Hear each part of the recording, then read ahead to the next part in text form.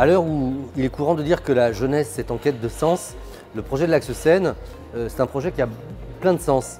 Il a un sens politique, il a un sens naturellement économique, il a un sens écologique d'encourager la transition énergétique.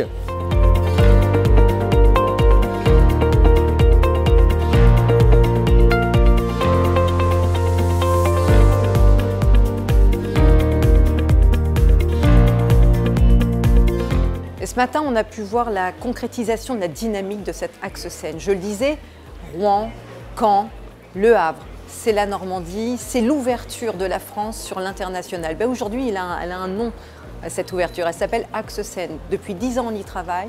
On voit les effets aujourd'hui et on voit aussi les investissements massifs qui viennent sur nos territoires.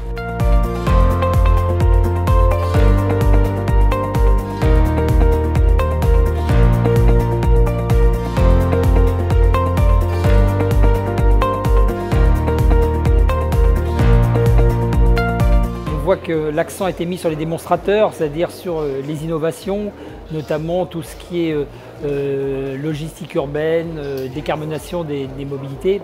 Ça a permis de montrer aussi qu'il y a une vraie coopération.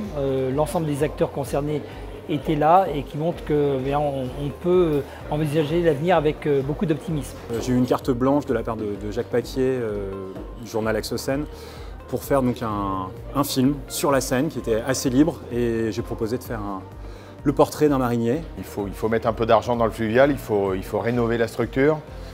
On est en capacité d'en faire beaucoup plus. Il suffit de massifier un peu. Et voilà, le transport fluvial, c'est bon pour ma planète.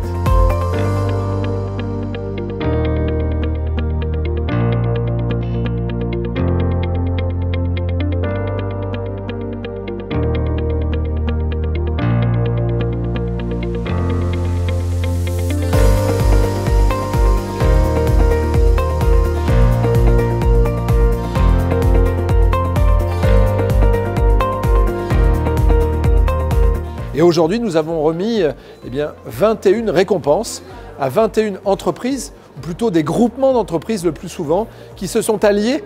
Ils ont réussi l'alliance des intelligences pour que la logistique au sein de l'Axe Seine soit la plus vertueuse possible.